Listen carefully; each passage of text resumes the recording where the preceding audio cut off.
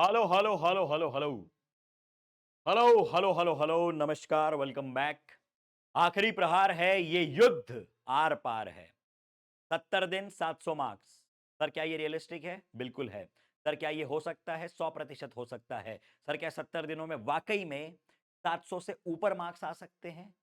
Yes, trust me, 100% yes, हो सकता है। क्या करना होगा बस यही डिस्कस करेंगे आज के वीडियो में। मैं आपसे दो महत्वपूर्ण बातें करूंगा।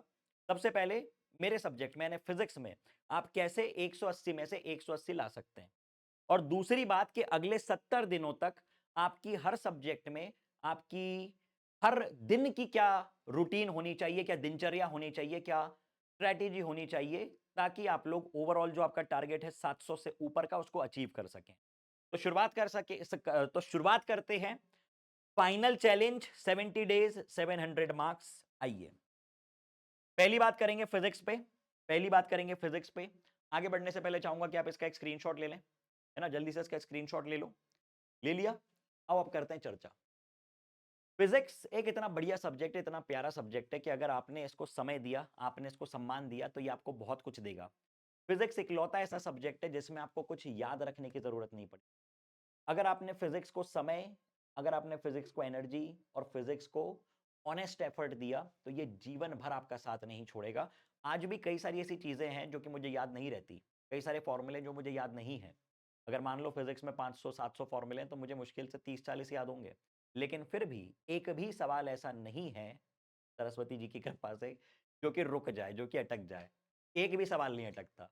ये कितनी प्यारी बात है कि आपको याद ना हो फिर भी चीजें आपसे अटकेंगी नहीं, क्योंकि वो आपके सबकॉन्शियस मेमोरी में, कॉन्सेप्चुअल मेमोरी में स्टोर्ड हैं।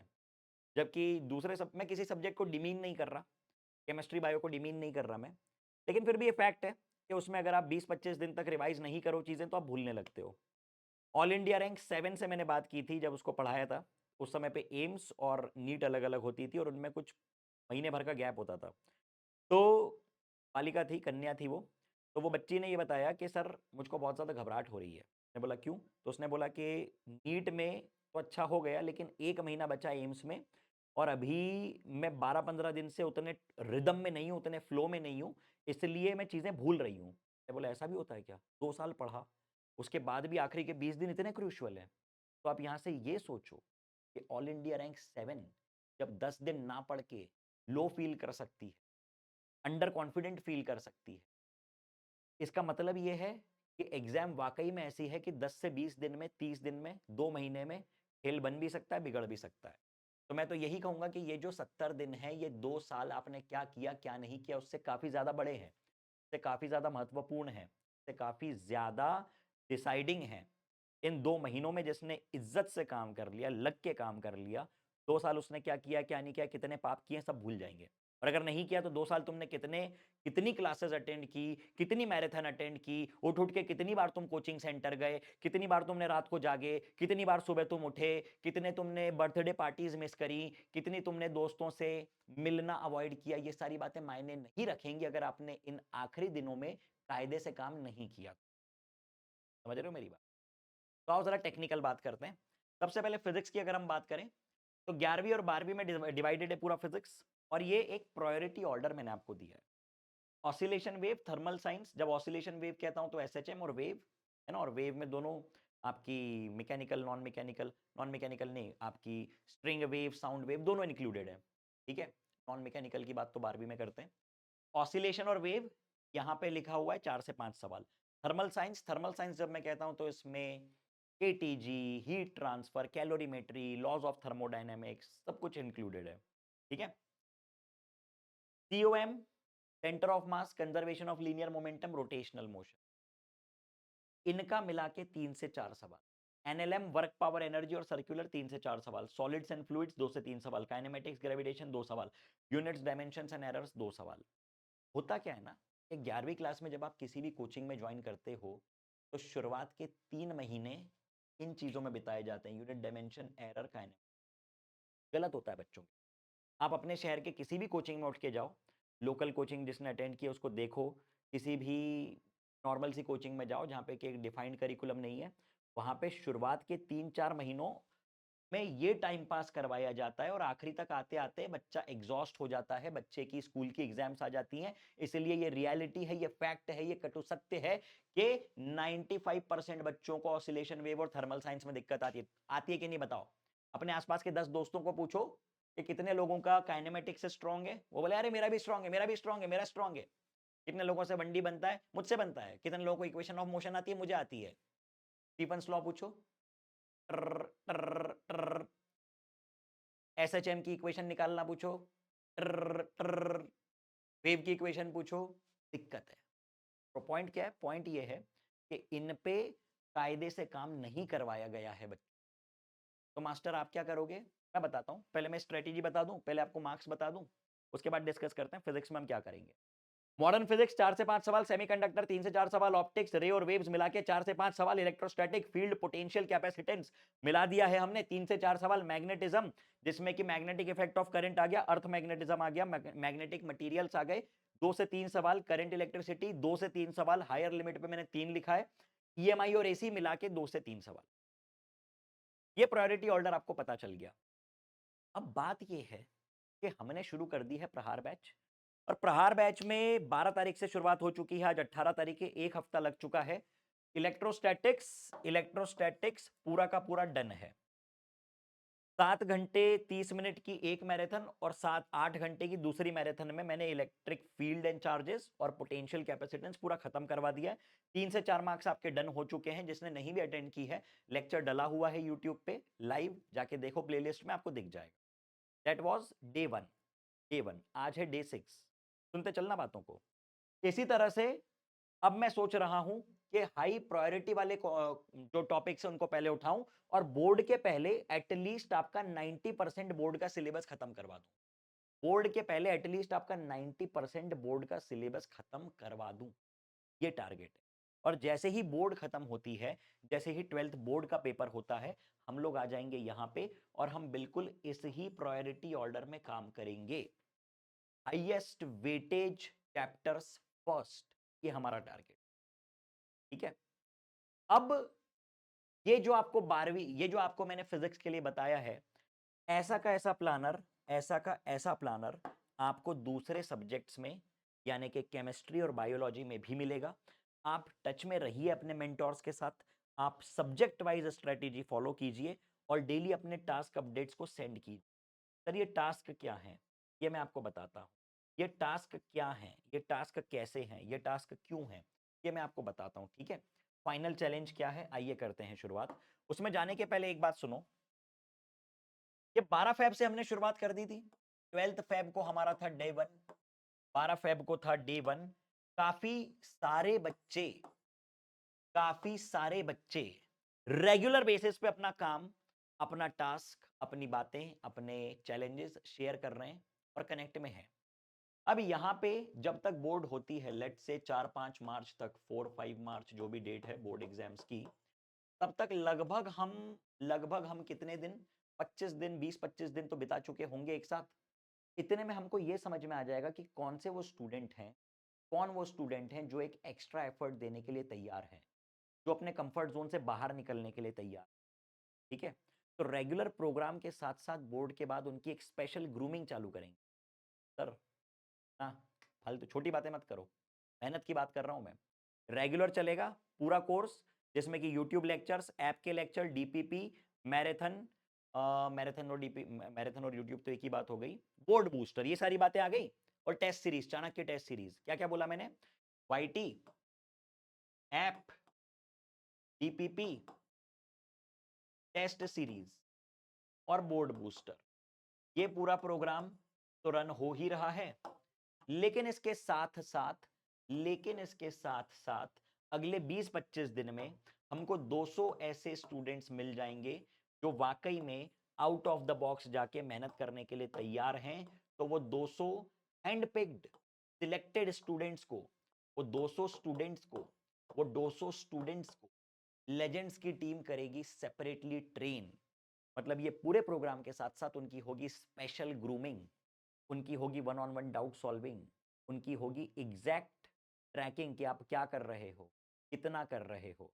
और उसमें से मैं आपको गारंटी दे रहा हूं, उसमें से मैं आपको गारंटी दे रहा हूं कि 200 में से 100 सिलेक्शंस, 200 में से 100 सिलेक्शंस नीट 2024 में आपको देखने को मिलेंगे। नीट 2024 में आपको देखने को मिलेंगे।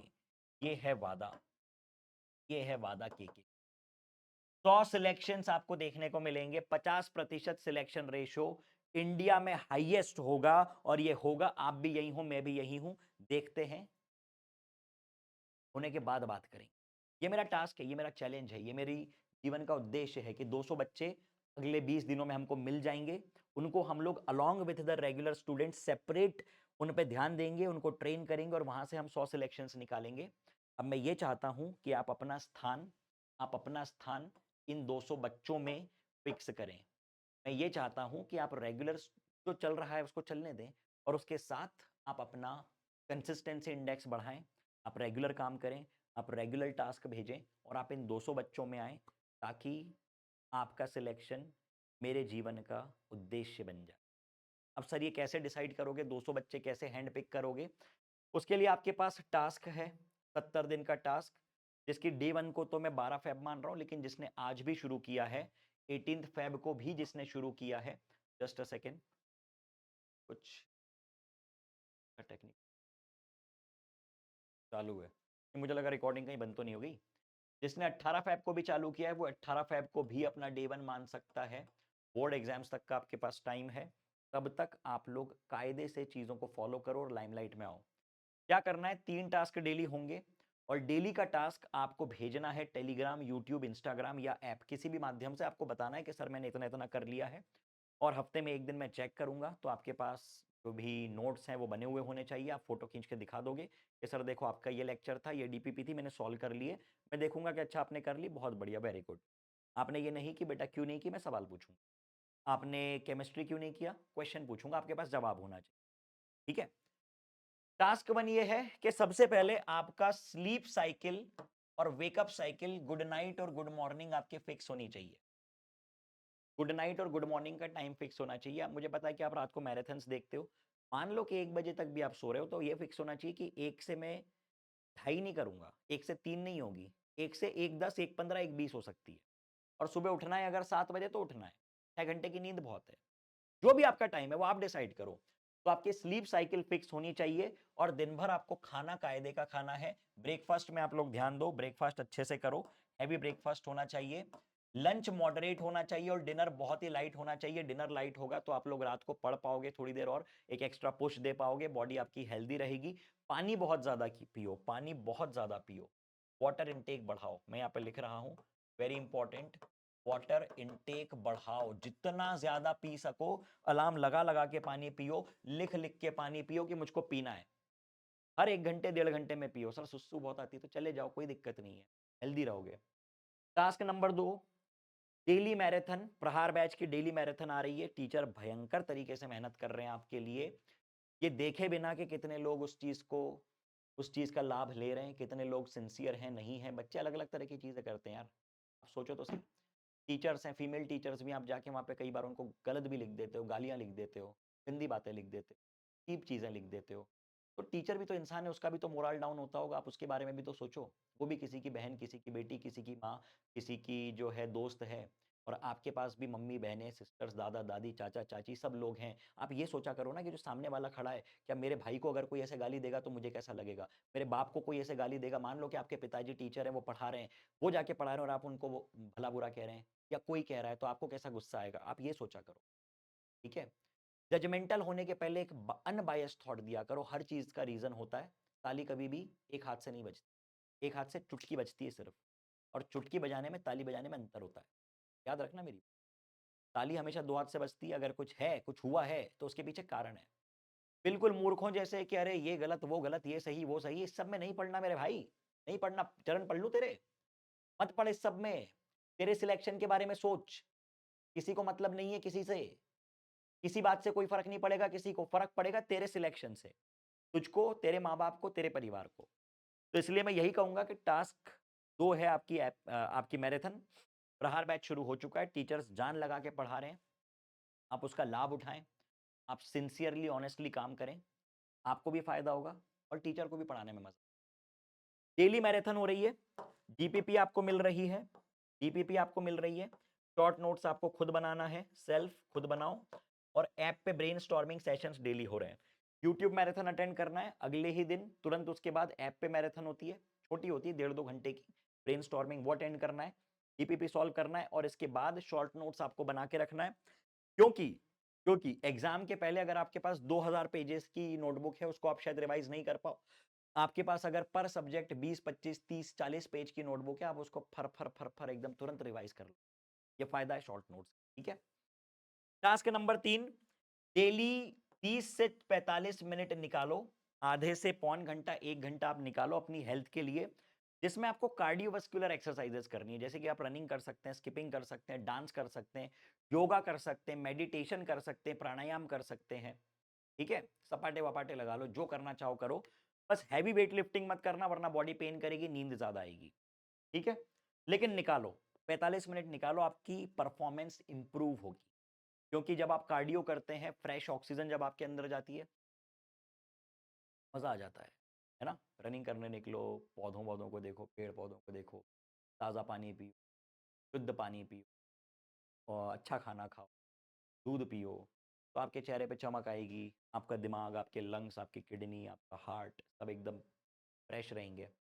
तो ये 3 टास्क हैं, 70 दिन तक आपको बिल्कुल यही जीवन जीना है, इसी को आपके जीवन का तरीका बना लेना है। इसको एक एग्जाम की तरह नहीं, इसको एक जीवन जीने के तरीके की तरह देखो, तब आपको मजा आएगा, तब आपके वो क्या कहना चाहिए, रोम रोम में चीज घुल जाएगी। स्वामी विवेकानंद ने कहा है कि एक खुश जीवन जीने का सिर्फ एक ही तरीका है, if you want to live a happy life, just dissolve in your work. आपके काम में घुल जाओ, आपके काम में बिल्कुल ऐसे रम जाओ कि उसके अलावा आपको कुछ अच्छा ही ना लगे, इसके इससे ज्यादा कुछ नहीं है जीवन, ठीक है।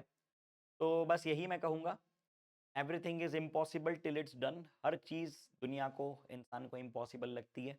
आज अगर मैं ये कहूँ कि आपके 700 से ऊपर मार्क्स आएंगे तो आपको शायद इम्पॉसिबल लगेगी, लेकिन हर चीज इम्पॉसिबल ही होती है, कब तक, जब तक कि वो कर ना ली जाए, जब तक कि वो करके ना दिखा दी जाए। तो इसलिए आप करके दिखाओ, आप मान लो कि आप कर सकते हो।